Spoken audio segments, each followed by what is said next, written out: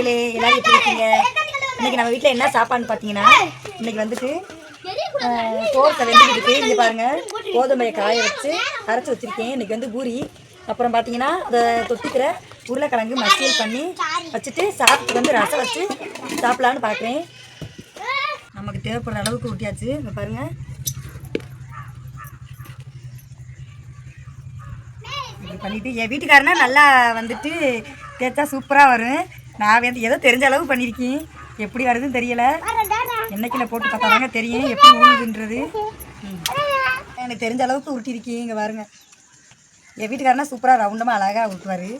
நமக்கு இங்கே பாருங்க, இவ்வளோதாங்க உருட்டியாச்சு, தேய்ச்சாச்சு. இங்கே பாருங்கள், இன்றைக்கி நான் ஏதோ தேய்க்காமல் இருக்கும், ஒழுங்காக வராத மாதிரி இருக்கேன். அதான் பரவாயில்ல, பூரியில் தேய்ச்சிட்டேன்.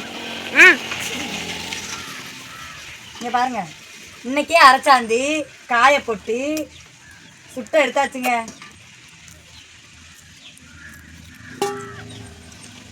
பாருங்க, தக்காளியை கொட்டியாச்சு, நல்லாவே வதங்கிடுச்சு. நல்லா கிண்டிக்கிட்டே இருந்தோம்னா நல்லா வந்துட்டு எல்லாமே நசிக்கிடுங்க. பாருங்க,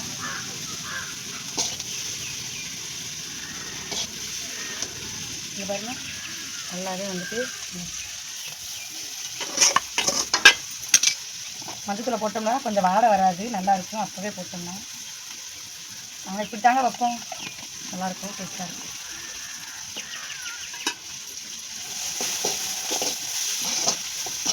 ஒரேதா உருளைக்கிழங்கு இருக்கிற மசியல் பண்ணிக்கோங்க. கடுகை போட்டாச்சு, போட்டாச்சு.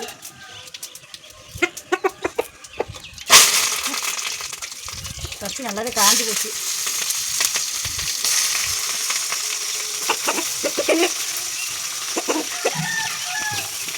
ஒரு நாளைக்கு வந்துட்டு சட்டி காஞ்சிட்டாவே எல்லாத்தையும் கொட்டி விட்ரு.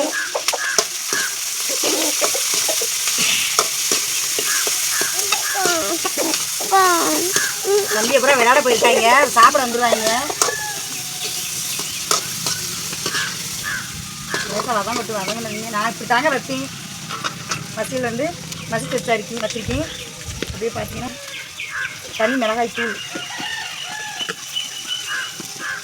ஏன்னா மச்சு வச்சுருக்கோம்ல, கொட்டிட்டு கொஞ்சோண்டு தண்ணி ஊற்றி தேவையான உப்பும் போட்டுக்கிறோம். வேகுது இருட்டு ஆயிடுச்சு. நாங்கள் சமைக்கிறவக்குள்ள ஆரம்பிச்சது எத்தனை மணிக்குன்னு பாருங்கள். இப்போ எத்தனை மணி ஆயிடுச்சு. பாவம் பவித்ராவே வந்துட்டு வீடியோ எடுக்குது. பவின் குட்டி அழுதுகிட்டே இருக்கிறேன். இங்கே பாருங்கள், எவ்வளோ ஒரு சூப்பராக இருக்கு பார்த்தீங்களா? இப்படியும் சாப்பிட்டா சூப்பராகவே இருக்கும்.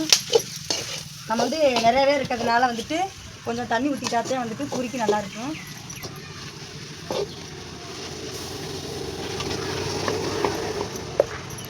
கொஞ்சம் பத்தலை. நம்ம கல்லுப்பு தாங்க நம்ம யூஸ் பண்ணுவோம். கல்லுப்பு நம்ம ரோட்லேயே வரும். கல்லுப்பு எல்லாமே கிடைக்கும்.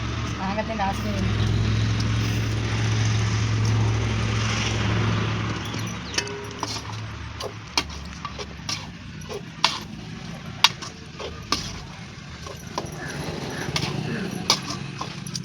பாருங்க. இவங்க வந்து கர்ப்பமாக இருக்காங்க. இவங்க வந்து நான் 2 மாத்தையில் வந்து குட்டி போட்டுருவாங்க. இவங்களே மாதிரி குட்டையாக போடுவாங்க. ஆனால் அழகாகவே இருக்கும். நம்ம நாய் வந்து எல்லாருமே வந்துட்டு வாங்கிட்டு போவாங்க. ரொம்பவே வந்து விருப்பப்படுவாங்க. என்ன குளச்சி, உனக்கு வளகாப்பு போடுவோமா?